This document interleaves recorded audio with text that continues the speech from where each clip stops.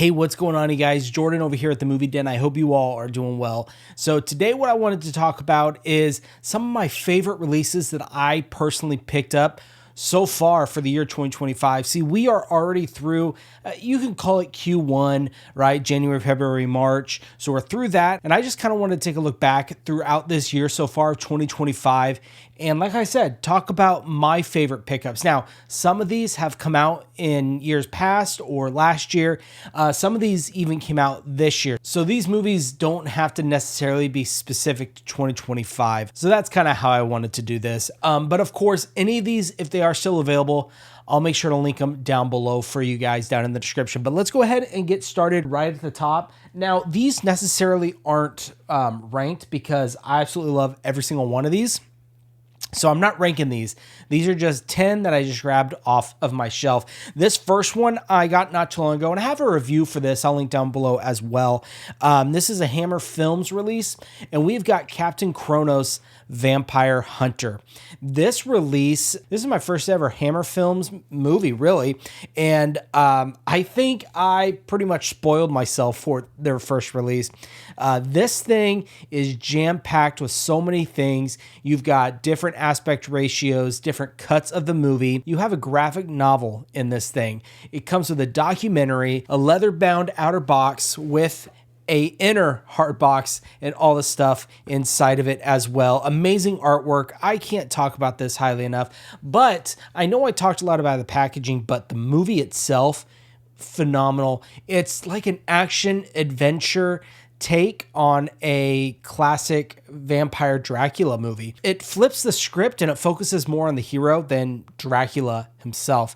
So that's what this one's about. It's an amazing movie. Highly, highly recommend this, and especially recommend this release because it looks beautiful, looks great on your shelf. The movie's great. The 4K transfer is amazing. Everything about this, I can't speak highly enough about this. You can pick this up over at the Movie Room. Make sure to use the coupon code Kronos15, and that'll actually get you 15% off of this release. But we're starting off this video with Captain Kronos Vampire Hunter. Guys, this next one, this one has been out for a bit, but I had just picked this up and it is from Indicator, and we have got Irreversible. Now, this was actually a first-time watch for me when I purchased it. I got it at a really, really great deal. It was still sealed and everything, I'm telling you. But this movie, one, it's an extremely hard watch. This isn't for everyone, but I love the way it's filmed, and this comes with two ways to watch it. You have the straight cut, which is actually opposite than the way it was actually released. The scenes of this movie are in reverse. I think the reverse way, or well, the original way it was intended, makes the payoff at the end a lot better. I like that payoff rather than the straight cut, which is backwards but straight. I think that one, the payoff is still good, just it's not as impactful, I think, as the original way they intended it. But this release from Indicator is phenomenal. I've really been diving into a lot of Indicator lately, and I've really started to enjoy a lot of their releases. I just picked up Thirst. I do need to check that out. It's a vampire exploitation film, but that's not what this video is about. It's talking about my favorite releases that I have seen and that I picked up so far for this year. And this is definitely one of them, Irreversible from Indicator. So moving on, lately I've been really getting into Italian horror more and more and more and more. And that's thanks to a couple of my buddies. They're massive Italian horror fans. They're rubbing off on me. And this one, they told me, dude, you need to get it, need to pick it up. And it's from Severin Films, and it's from Michele Soave, and we have got The Church. Now, this kind of came out with The Sect, his other movie, kind of as well as Cemetery Man. But out of those three, I think The Church is the best in my opinion. I love the atmosphere of the movie. I love the way it's shot, the practical effects in this movie. This movie just goes nuts at the end. And I think if you're wanting to get into Italian horror, this is a good jumping off point for you. Maybe even like Cemetery Man. Now, this is different than Italian giallo. Those are great too. I'm more into the Italian horror personally. Giallos are great, but anyways, this release from Severin Films is fantastic. The transfer quality on this is amazing. Severin Films, of course, they just knock it out of the park with their special features. And if you're a special features junkie, you're going to love these releases from Severin Films. So that's my number 3 pick. Like I said, not ranked, but my number 3 pick is going to be The Church from Michele Soavi. All right, guys, next. Now, I know the first 3 I talked about, they were releases that came out last year, some even before that. This one is actually a release that came out this year, and it's a Brian De Palma film from Arrow Video, but we've got Dressed to Kill. This is a fantastic movie, and I think it's one of my favorite De Palma films, and it looks great. And they have a lot of cool like special features. They have like brand new audio commentaries, interviews, visual essays, everything in this. It's a great erotic thriller. Michael Caine does an absolutely amazing job in this film. So does Nancy Allen. Everyone does great, and I really enjoy this one. But yeah, guys, if you haven't picked this up, definitely do. There is a Kino Lorber release. I don't have that one, so I can't really tell, if this one's better or Kino Lorber. I'm more partial to Arrow than Kino because I feel like Kino does great stuff and they put out a lot of stuff. I just feel like they lack a little on special features and some of the, it doesn't seem as prestigious to me as like an Arrow release. That's a personal opinion.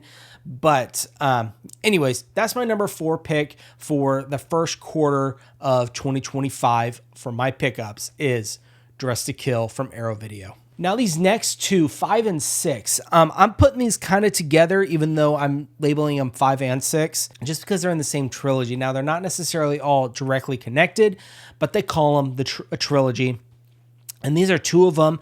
The first one is from Blue Underground. This one came out a little bit ago. It's a Lucio Fulci film, but we've got The House by the Cemetery. This, I loved this movie. And number 6 is within that trilogy, the Gates of Hell trilogy, and we have City of the Living Dead. Now, of course, I got these both to just prepare for the Beyond that hopefully mine shows up here pretty soon. That trilogy is phenomenal, and these movies are amazing. I got the Blue Underground release from House by the Cemetery and the Cauldron Films release for City of the Living Dead. Lucio Fulci, really, I gotta say, is my favorite, at least so far. And I know I'm, just starting to dip my toe into Italian horror, but for me personally, so far from what I've seen, I like Lucio Fulci's stuff the best. Personally, even his movies and the Houses of Doom box set that Cauldron Films put out, amazing. But these 2 right here, I think is phenomenal. Now, I am a little more partial. I lean more towards The House by the Cemetery. I love that storyline. The ending is crazy. This, though, has some really, really crazy kills. The drill scene, I think, just came out of left field, and it escalated so quickly. But anyways, these are my number 5 and 6 picks for my favorite releases that I picked up this year so far. Lucio Fulci, Gates of Hell trilogy, The House by the Cemetery, and City of the Living Dead. And let me know down below, are you guys excited for the Beyond that's coming out from Grindhouse releasing? Did you guys pick it up? I hope you did. So moving on, guys, we're actually moving away from boutique labels. Now, I know Hammer Films, that boutique label, it's kind of a boutique studio label in a way. And this is similar. This is from Warner Brothers UK, but we have got Constantine. Guys, when they announced this in 4K, I couldn't believe it for 1. 2, I thought finally, and 3, day 1 pre-order. And that was even before they announced the artwork pre-ordered. And I'm so glad I took a gamble because I didn't know what the artwork was going to be. And I'm really happy that we moved away from that, original poster artwork for Constantine that has been on, seems like, every single release since it came out. But the artwork they chose for this box set I think is amazing, and I love that back artwork right there. You got Keanu Reeves there at the end of the movie, but this right here with the fog and everything, it looks phenomenal. For me personally, I'm glad I picked this one up because now I do think the steelbook looks good. It does, but come on, that is so much better. Now let's talk about the transfer though. Phenomenal. Like, I'm talking, in my opinion, reference quality, one of my favorite transfers of the year. It is shot on film, and the 4K transfer that Warner Brothers did for this, it looks so good. It's like watching it for the first time, right from the beginning of Keanu Reeves going in and exercising that demon and putting it through the mirror. Just right from there, I was hooked, and I was awestruck by how well this looked. But yeah, guys, that is my next pick for my favorite releases that I picked up for 2025, Constantine. All right, guys, we've got 3 more here. We are going back over to Arrow. And this one, I was really happy that Arrow put this, well, we've got Life Force. This is the 4K of Life Force. Now, one, that artwork, phenomenal. That's kind of the ending shot of the movie. But what I think makes this a far superior version than what Scream Factory did is, one, obviously the artwork, but two, you are getting the director's cut in 4K, which with Scream Factory, you only got the theatrical cut. And I think the director cut, in my opinion, is the way to go. This looks great. This is an extremely fun movie. You've got zombies, you've got vampires, you got space. This just has everything. You've got kind of like an invasion of the body snatchers in a way, like an invasion type storyline. Watching the behind the scenes and kind of the how they made this movie, the guys were hopped up on drugs making this movie. So it's no wonder that this movie is as wild as it is, but it's a fun movie. Highly recommend watching this. And if you don't have this, if I were you, get the Arrow release. It's the far superior release. You're going to get more stuff. You're actually going to get the director's cut on 4K. Just my opinion. But that is another one of my picks, Life Force from Arrow Video. So guys, moving on. This one just came out like a week ago, maybe, at least in the States it did. And I just did a review of this, so I'll link that down below for you guys. But we got from Second Sight, Scanners. This, when they announced this, I got so excited. I had mentioned last year that I think this is something they should do. And I was shocked when they announced it that they're doing Scanners and The Brood. The Brood was amazing too, but Scanners for me, I personally like better than The Brood. The Brood is a great film, but that opening shot, the head explosion scene, the ending scene when you've got both of them kind of scanning each other and battle. It's such a great movie. There's some interviews in this release. The one with Michael Ironside is really well done. And then you also have some with a special effects artist. Great interviews in this, and the artwork's fantastic. The transfer looks beautiful. So highly recommend this, guys. Definitely pick this up if you haven't. Even if you have the Criterion, I would still get this because it's Second Sight. Come on, guys. But anyways, there you are. My second to last pick for 2025, Scanners. All right, guys, and my final pick. I know I said these weren't ranked, but Scanners and this next one are like neck and neck for my favorite releases so far of 2025. This one I did a review as well. I'll link it down below for you guys. I think this is a lot of people's like number one pick so far for this year. And TerrorVision just showed up with this. Rumpelstiltskin. This release, guys, I talk so highly of this release. The transfer is beautiful, and this was almost a nostalgia, and not in a way to where I remember seeing in the movie as a kid, because I didn't see this as a kid. More of a nostalgia that takes me back to like the video store days in Blockbuster. Well, Hollywood Video was what was in my town, but seeing this poster in there and seeing it on the shelf, it was always one of those I really wanted to see. My mom never let me watch these kind of movies as a kid, so I never had a chance to watch it. And I kind of forgot about it, to be honest, until TerrorVision announced they were doing this, and I was like, I recognize that, and I wanted to see it since I was a kid. So this was an easy blind buy for me, and I'm so glad I did.